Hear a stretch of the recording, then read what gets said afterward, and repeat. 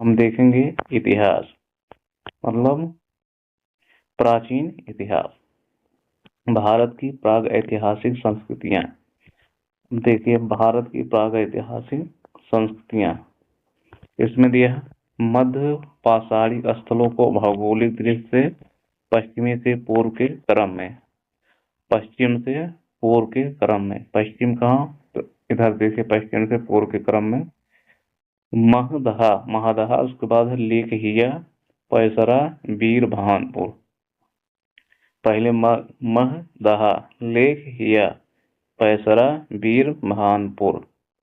अब सही सुमेर देखिए, पूर्व तात्विक स्थल, वर्तमान स्थल, नेवासा महाराष्ट्र में है, ईसमपुर कर्नाटक में है, डीडवाना राजस्थान में है, गोडियामा, गोडियाम गुफा तमिलनाडु में। अब देखेंगे प्राचीन काल में आर्यों के जीविकोपार्जन का मुख्य साधन क्या है? शिकार, अखेट, अखेट, शिकार अखेट, अखेट। तो आगे देखिए, इसमें दिया है वह स्थल जहाँ से प्राचीन अस्थायी जीवन के प्रमाण मिले हैं, मेहरगढ़ है। कौन सा है? मेहरगढ़। अब देखिए, गंगा घाटी में धान की खेती का प्राचीनतम प्रमाण मिले हैं लहुरा देव से। गंगा घाटी में धान की गंगा घाटी में धान की खेत का प्राचीनतम प्रमाण मिले हैं लहुरा देव में। मध्य पाषाणिक स्थल से पशुपालन के साक्ष्य उपलब्ध हुए हैं बागोर से। मध्य पाषाण काल में पशुपालन के प्रमाण मिलते हैं लेखनिया में। मध्य पाषाणिक प्रसंग में पशुपालन के प्रमाण मिले हैं आदमगढ़। उत्खनित प्रमाणों के अनुसार पशुपालन प्रारंभ हुआ था मध्य पाषाण काल। विद्यार्थ रहित नवपाषाणिक स्तर प्रकाश में आया है गुप्त राल से। खदानों की कृषि सर्वप्रथम प्रारंभ हुई थी नवपाषाण काल से। नवपाषाण कालीन गर्द निवासों के अवशेष मिले थे बुर्जहोम गुप्त राल से।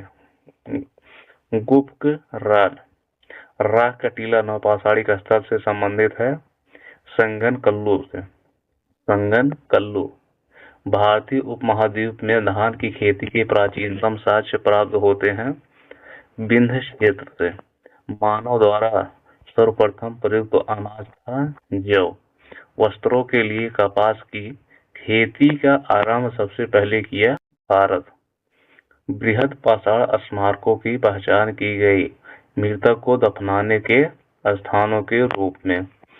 एक ही कब्र से 3 मानव कंकाल निकले हैं। कहाँ? दमदमा से।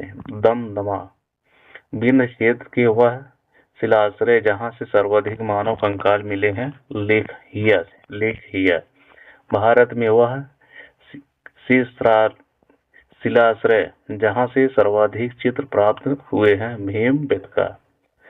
दधेरी एक पर्वतीय हड़प्पी पुरास्थल है। कहाँ है? पंजाब में। ताम्रपाषाणिक स्थल नावदा टोली अवस्थित है मध्य प्रदेश में। जैविक मृद भांड पात्र ओसीपी का नामकरण हुआ था हस्तिनापुर में। भारत का वह स्थल जहाँ खुदाई से लौह धातु के प्रचलन के प्राचीनतम प्रमाण मिले हैं अतरंजी खेड़ा। अतरंजी खेड़ा। अब देखिए, तारमास्य काल में महाराष्ट्र के लोग पृथकों के शरीर को फर्श के नीचे रखकर दफनाते थे उत्तर से दक्षिण की ओर। अब कोपेनहेगन संग्रहालय की सामग्री से पाषाण कांस्य और लौह युग का त्रिविहीन विभाजन किया था थॉमसन ने। भारत में प्रथम पूरा पाषाणिक उपकरण की खोज करने वाले रॉबर्ट ब्रूस फूड थे एक भूगर्भ वैज्ञानिक। ताम्रपाषाणिक स्थल नावडा टोली का उत्खनन किया था एच.डी. संकलिया। भीमबेटका की गुफा प्रसिद्ध है शैल चित्र के लिए। किसके लिए? शैल चित्र के लिए। दमदमा नामक पूरा स्थल संबंधित है मध्य पाषाण काल से। अब देखेंगे हम सिंधु सभ्यता एवं संस्कृति। हड़प्पा संस्कृति के पूर्वी सीमांत का निर्धारण करता है आलमगीरपुर। हड़प्पा संस्कृति के पूर्वी सीमांत का निर्धारण करता है आलमगीरपुर। अब देखिए सही सुमेलित, देखिए इसमें तो हड़प्पा पूरा स्थल है, फिर असर है। चन्हू-दड़ो सरसों से संबंधित, चन्हू-दड़ो जो है सरसों से है। हड़प्पा तीर से संबंधित, कुंतासी कोदो कोदो, हुलास धान से संबंधित, हुलास धान से। हड़प्पा सभ्यता से जल संरक्षण के साथ मिले हैं धौलावीरा। हड़प्पा सभ्यता से जल संरक्षण के साथ मिले हैं धौलावीरा। हड़प्पी पूरा स्थल बनावली स्थित है रंगोई नदी पर। कहाँ? रंगोई नदी पर। हड़प्पा सभ्यता का स्थल मांडी भारत के किस राज्य में स्थित है? उत्तर प्रदेश में।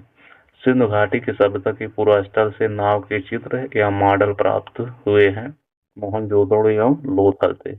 मोहनजोदड़ो से प्राप्त पशुपति शिव की प्रसिद्ध मुहर पर किस पशु का अंकन किया नहीं है? सांड का।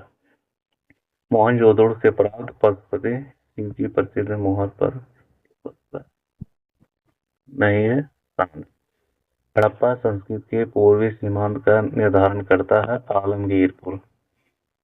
मृण पट्टिका पर उत्कीर्ण सींग युक्त देवता की कृति प्राप्त हुई है लोथल। हाथी दांत का पैमाना हड़प्पी संदर्भ में मिला है लोथल। हड़प्पा का उत्खनन करने वाला प्रथम पुरातत्वविद जो इसके महत्व को समझ पाया था सर जॉन मार्शल। सिंध सभ्यता शब्द का प्रयोग सर्वप्रथम किया था सर जॉन मार्शल। सिंधु घाटी की सभ्यता पर प्रकाश डाला पुरातत्व संबंधी खुदाई। सिंधु सभ्यता से संबंधित केंद्र जो उत्तर प्रदेश में स्थित है आलमगीरपुर एवं हुलास। हड़प्पा सभ्यता स्थल लोथल स्थित है गुजरात में। हड़प्पन संस्कृति के संदर्भ में शैलीकृत स्थापत्य के प्रमाण मिले हैं धौलावीरा। एक जुते हुए खेत की खोज की गई थी कालीबंगा। भारत का सबसे बड़ा हड़प्पन पुरास्थल है राखीगढ़ी है। अधिसंख्य हड़प्पा स्थल स्थित है सिंधु घाटी। मूर्ति पूजा का आरंभ माना जाता है पूर्व आर्य से। हड़प्पा संस्कृति की जानकारी का प्रमुख स्रोत है पुरातत्वविद खुदाई। अवेस्ता और ऋग्वेद में समानता है। अवेस्ता क्षेत्र से संबंधित है ईरान। भारत में कपास की खेती का सबसे पहला साक्ष्य प्राप्त हुआ है मेहरगढ़ से। हड़प्पा का वह स्थान जहाँ पर मिट्टी के हर की आकृति मिली है वह बनावली। वह स्थल जहाँ से 100 पेटिका है ताबूत के प्रमाण मिले हैं हड़प्पा से।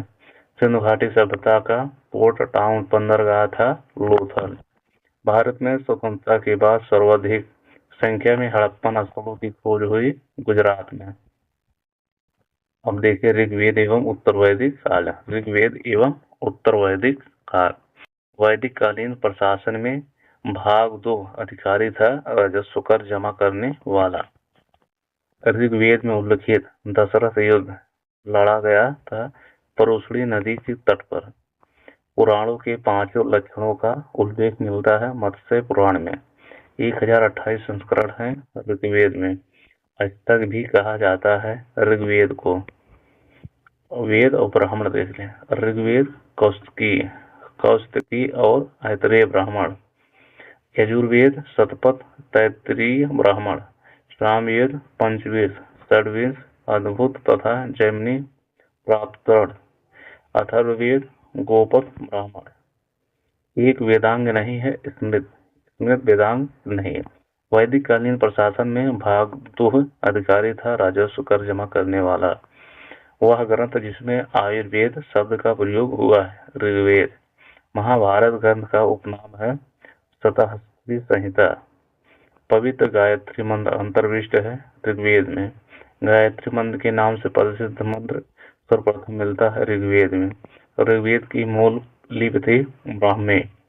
ऋग्वेद पर आधारित संकलन है सामवेद। ऋग्वैदिक धर्म था बहुदेववादी। ऋग्वेद काल में जनता विश्वास करते थे बल एवं कर्मकांड। गोत्र शब्द का प्रयोग सर्वप्रथम हुआ था ऋग्वेद। इस ऋग्वेद में सर्वाधिक संख्या में मंत्र संबंधित है इंद्र। सबसे प्राचीन वेद है ऋग्वेद। वह वैदिक ग्रंथ जिसमें वर्ण शब्द का सर्वप्रथम नामोल्लेख मिलता है ऋग्वेद में। ऋग्वेद में उल्लिखित यव शब्द किस कृषि उत्पाद हेतु प्रयुक्त किया गया है? जौ। ऋग्वेद में उल्लिखित प्रसिद्ध 10 राजाओं का युद्ध लड़ा गया था परुष्णी रावी नदी के किनारे। ऋग्वैदिक काल के प्रारंभ में महत्वपूर्ण मूल्यवान संपत्ति समझा जाता था गाय। देखिए, वैदिक काल में अगन्य माना गया है गाय को। वैदिक साहित्य जिसमें मोक्ष की चर्चा मिलती है, उपनिषद। वैदिक देवताओं में पुरोहित माना जाता था बृहस्पति। उत्तर वैदिक काल में आर्य संस्कृत का धूर समझा जाता था कुरु पांचाल। वैदिक कर्मकांड में होता का संबंध है ऋग्वेद से। होता का संबंध ऋग्वेद से। आरंभिक वैदिक साहित्य में सर्वाधिक वर्णित नदी है सिंधु। ऋग्वेद में माते तमा, देवी तमा एवं नदी तमा संबोधित किया गया है सरस्वती नदी को। शुक्ल यजुर्वेद की संहिता है वाजसनेयी। तत्पर ब्राह्मण में उल्लिखित राजा विदेह माधव से संबंधित ऋषि थे ऋषि गौतम और राहुगढ़। जिस ग्रंथ में पुरुष मेध का उल्लेख हुआ वह है सतपथ ब्राह्मण। गोपद ब्राह्मण संबंधित है अथर्ववेद से। हम देखिए यहाँ आयुर्वेद तथा जीवन का विज्ञान का उल्लेख सर्वप्रथम मिलता है अथर्ववेद। वह उपनिषद जिसमें पहली बार निराशावाद के तत्व दिखाई देते हैं मैत्रायणी में। भारतीय प्राकृतिक पर उत्कीर्ण सत्यमेव जयते लिया गया है मुंडकोपनिषद से। जिंद अवस्था और ऋग्वेद में समानता है। जिंद अवस्था संबंधित है ईरान से। प्राचीन भारत में निशाखा से जाने जाते थे स्वर्ण आभूषण। 14वीं सदी ईसा पूर्व का एक अभिलेख जिसमें वैदिक देवताओं का वर्णन है प्राप्त हुआ है एशिया माइनर। मनुस्मृति मुख्यतः संबंधित है समाज व्यवस्था से। वह उपनिषद जिसमें आध्यात्मिक ज्ञान के विषय में नचिकेता और यम का संवाद प्राप्त होता है कठोपनिषद। ऋग्वेद में उल्लिखित अफगानिस्तान के साथ आर्यों के संबंध का सूचक है कुभा कर्मु नदी। सर्वाधिक ऋग्वैदिक सूक्त समर्पित है इंद्र। आर्य शब्द का शाब्दिक अर्थ है श्रेष्ठ। अध्वर्यु का अर्थ था यज्ञ करने वाला पुरोहित। उपनिषद काल के राजा अश्वपति शासक थे कैकेयी। सर्ग प्रतिसर्ग वंश मनवंतर और वंशानुचरित संकेतक है पुराणों। भारत का प्रथम विधि निर्माता माना जाता है मनु। प्राचीन काल के महान विधि निर्माता थे मनु। अवशेष शब्द का प्रयोग किया गया है रेशम के लिए। क्लासिकीय संस्कृत में आर्य शब्द का अर्थ है एक उत्तम व्यक्ति। ऋग्वेद है स्रोतों का संकलन। इतिहास शब्द का उल्लेख मिलता है अथर्ववेद में। ऋग्वेद में उल्लिखित 10 राजाओं का संग्रह हुआ था परुष्णी नदी के तट पर। देखिए 6ठी शताब्दी ईसा पूर्व के राजनीतिक दशा, महाजनपदों का उदय एवं मध्य साम्राज्य। ये देखिए जो परीक्षा में पूछा है यूपीएससी में वही सब है। झुलसी टांग वाले मनुष्य इस राजा की उपाधि थी कारीकलन का। झुलसी टांग वाले मनुष्य इस राजा की उपाधि थी कारीकलन। 16 महाजनपदों का उल्लेख है अगुंतर निकाय में। कलिंग नरेश खारवेल संबंधित था चेदी वंश से। 6ठी शताब्दी ईसा पूर्व का मत्स्य महाजनपद स्थित था राजस्थान। प्राचीन नगर के अवशेष कुम्हार स्थल से प्राप्त हुए हैं पाटलिपुत्र। मालवा क्षेत्र पर मगध की सत्ता का विस्तार हुआ था शतुनाग के समय। मगध का शासक जिसने राज्यारोहण के लिए अपने पिता की हत्या की एवं स्वयं इसी कारणवश अपने पुत्र द्वारा मारा गया अजातशत्रु। मगध का सम्राट जिसे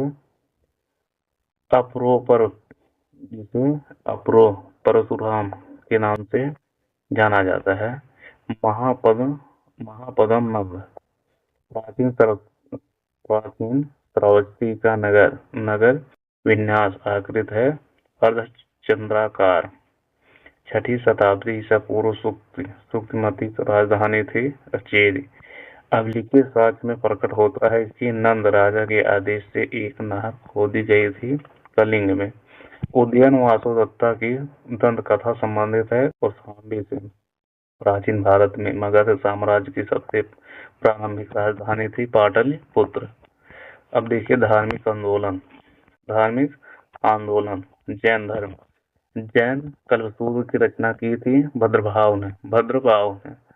भारत में पाल काल में एक महत्वपूर्ण अध्ययन केंद्र था विक्रमशिला विश्वविद्यालय के अति महत्वपूर्ण आचार्य थे विरोचन, अतीश, दीपांकर, ये चार थे। विक्रमशिला विश्वविद्यालय के अति महत्वपूर्ण आचार्य थे विरोचन, अतीश, दीपांकर और रत्नाकर। अब देखिए सम्मिलित करना स्थल है, यहाँ संबंधित तीर्थकार है। श्रावस्ती संभवनाथ से संबंधित है। श्रावस्ती संभवनाथ से। ककंदी सुविधानाथ से है। ककंदी सुविधानाथ से। अयोध्या ऋषभनाथ से। भपोसा पभोसा पद प्रभु से। तक्षशिला विश्वविद्यालय का उत्खनन कराया था जॉन मार्शल ने। महावीर का प्रथम अनुयायी जमाली बना था। त्रिरत्न सिद्धांत, सम्यक धारणा, सम्यक चरित्र और सम्यक ज्ञान किस धर्म की महिमा है? जैन धर्म की। आजीवक समुदाय के संस्थापक थे मक्खलू गोपाल थे। प्रारंभिक जैन साहित्य में लिखा गया था अर्धमागधी भाषा में। यह अपनी एक समुदाय था जैन धर्म का। तीर्थकार शब्द संबंधित है जैन से। जैन सभा जिसमें अंतिम रूप से श्वेतांबर आगम का संपादन हुआ पाटलिपुत्र। प्रभासगिरी तीर्थ स्थल है जैनों का। धर्म जो विश्व विनाशकारी प्रलय की अवधारणा में विश्वास नहीं करता, जैन धर्म। जैनियों की पवित्र पुस्तकें कहलाती हैं आगम सिद्धांत। दर्शन जिसने पुनर्जन्म के विश्वास को अस्वीकार कर दिया, चार्वाक। अब देखिए बौद्ध धर्म। महात्मा बुद्ध ने कपिलवस्तु से राजगृह लौटते समय अनुपी नामक स्थान पर किसको बौद्ध धर्म में दीक्षित नहीं किया था? आर्मपाली को।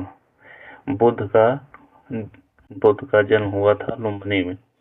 बुद्ध की मृत्यु जहाँ हुई थी वह स्थान है उत्तर प्रदेश।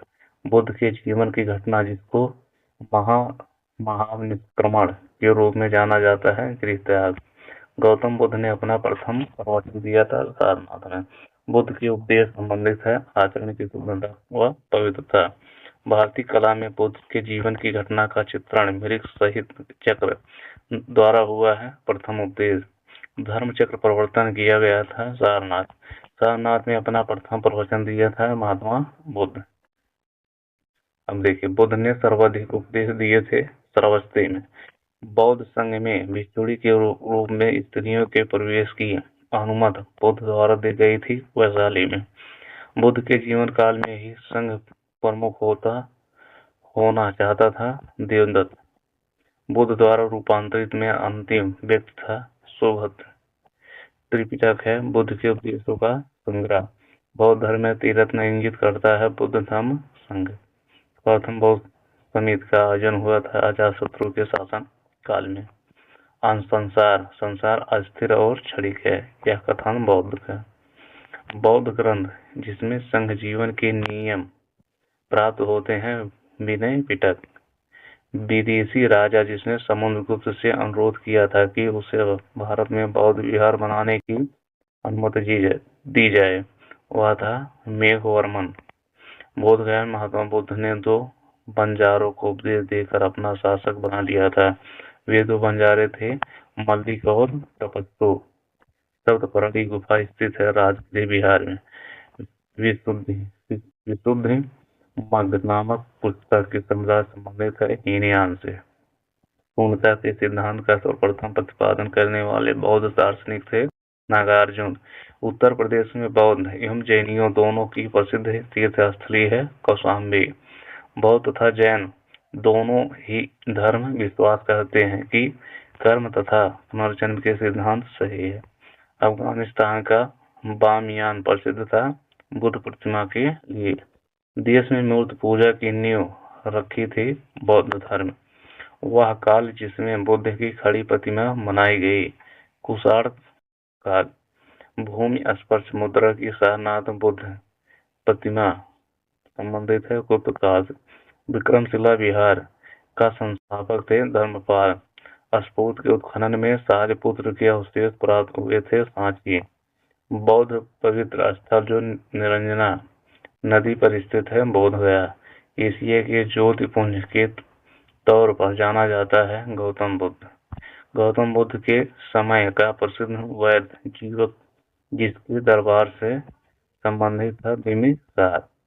बुद्ध कौशाम्बी में आए थे उद्यान के राज्यकाल में। तिब्बत में बौद्ध धर्म के सुधार में महती भूमिका निभाने वाले उपाध्याय अतीश की बिहार के प्रसिद्ध विद्वान थे। विक्रमशिला बिहार के अर्धनारीश्वर मूर्ति में आधा शिव तथा आधा पार्वती प्रतीक है। देव और उसकी शक्ति का योग। बौद्ध गौतम बुद्ध ने प्रथम धार्मिक प्रवचन दिया था सारनाथ में। भारत में सर्वप्रथम मानव मूर्तियां की पूजा हुई थी बुद्ध की। भारतीय कला में बुद्ध के जीवन की वह घटना जिसका चित्रण मिरिक सहित चक्र द्वारा हुआ है। प्रथम उपदेश। अब देखिए भगवत समुदाय एवं ब्राह्मण धर्म। भगवत संप्रदाय एवं ब्राह्मण धर्म। भगवत गीता मूलतः महाभारत का अंश है। भीष्म परो का नागार्जुन कोंडा शहर की स्थापना की थी। इक्ष्वाकु राजवंश ने की थी। इक्ष्वाकु राजवंश ने। यहाँ देखिए सही मिलान। देवता पहचान। शिव त्रिशूल से संबंधित है। विष्णु चक्र से। गणेश रस्सी या फंदा से। सरस्वती वीणा से। रामानुज विचित्र द्वैतवाद से। माधवाचार्य द्वैत से। निम्बार्का द्वैताद्वैत से। वल्लभाचार्य शुद्ध द्वैत से। मंडन मिश्र शिष्य थे कुमारिल भट्ट के। मंडन मिश्र शिष्य थे कुमारिल भट्ट के। तुम्हारा अधिकार कर्म पर है, फल की प्राप्ति पर नहीं। यह कथन किसका है? ये गीता में दिया था। किसने गीता में? तुम्हारा अधिकार कर्म पर है, फल की प्राप्ति पर नहीं, यह कहा है गीता में। मोक्ष के साधन के रूप में ज्ञान कर्म तथा भक्ति को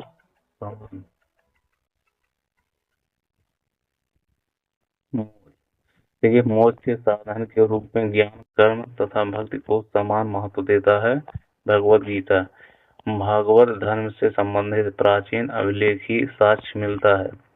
हेलियोडोरस का देशनगर अभिलेख आदि शंकराचार्य द्वारा स्थापित 4 मठ स्थित है। जोशी मठ, द्वारकापुरी, श्रृंगेरी। नयनार थे शैव धर्मानुयायी। अब देखिए यहाँ सही सुनिएगा। वल्लभाचार्य पुष्टिमार्ग से संबंधित है। रामानुज द्वैतवाद, मध्वाचार्य द्वैतवाद, शंकर अद्वैतवाद।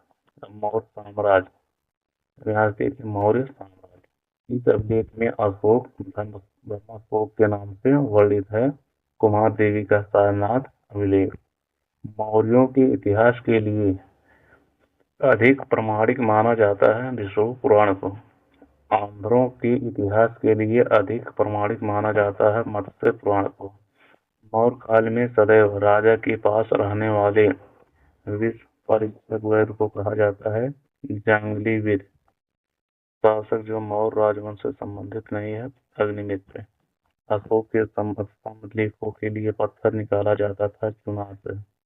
अशोक का वह शिला लेख जो धार्मिक संश्लेषण समन्वय के बारे में कहता है 12वां शिलालेख।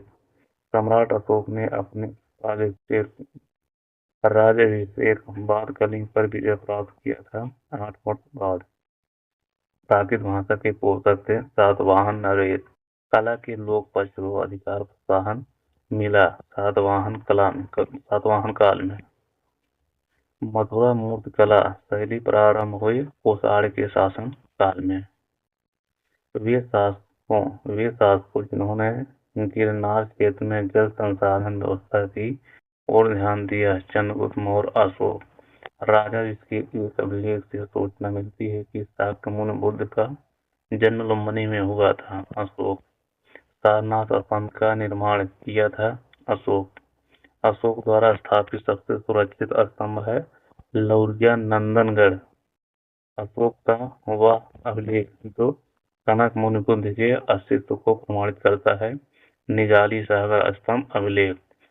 गुर्जरा लघु शिलालेख जिसमें अशोक का नामोल्लेख किया गया है स्थित है मध्य प्रदेश के दतिया जिले में। अशोक के अभिलेखों में से पूर्ण रूपेण धार्मिक प्रयुक्ता के प्रति समर्पित अभिलेख है शिलालेख ब्राह्मी लिपि को सर्वप्रथम पढ़ा प्रिंसेप ने पढ़ा अशोक ब्राह्मी लिपि का पता चला है। अनुराधापुर प्राचीनतम शिलालेख थे प्राकृत भाषा में। अपने साम्राज्य के उत्तरी पश्चिम भाग में उत्कीर्ण राजाज्ञाओं के लिए अशोक ने लिपियों का प्रयोग किया था। अरामाइक, ग्रीक एवं खरोष्टी। इलाहाबाद में अशोक स्तंभ सूचना प्रदान करता है समुद्रगुप्त के बारे में। शाहजहां भारत में आया 399 AD। कलिंग युद्ध का विवरण हमें ज्ञात होता है 13वें शिलालेख। मौर्य मंत्र परिषद में राजस्व इकट्ठा करने से था समाहर्ता। अशोक का समकालीन पूर्वमय राजा था मिस्र। मकदूनिया में अशोक का समकालीन राजा था एंटिगोन गोनटास। टालेमी फिलाडेल्फस, जिसके साथ अशोक के राज ने संबंध के शासक था मिस्र का। एक इतिहासकार के अनुसार शिलालेखों में अशोक ने जिस धर्म का प्रतिपादन किया है वह राज धर्म था लीप। आधुनिक देवनागरी लिपि का प्राचीन रूप है ब्राह्मी। किसने सहिष्णुता, उदारता और करुणा के त्रिविध आधार पर राजधर्म की स्थापना की? अशोक। सांची का स्फोट बनवाया था अशोक।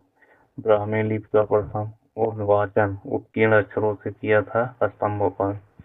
बुलंदीबाग प्राचीन स्थान था पाटलिपुत्र का। मौर्य काल में तक्षशिला की प्रसिद्ध शिक्षा केंद्र के द्वार खुले थे ब्राह्मणों, क्षत्रियों और वैश्यों के लिए। मौर्य काल में दंड विधान थे काफी कठोर। काल इसी प्रसिद्ध है अशोक के शिलालेख के कारण। चाणक्य का दूसरा नाम था विष्णुगुप्त।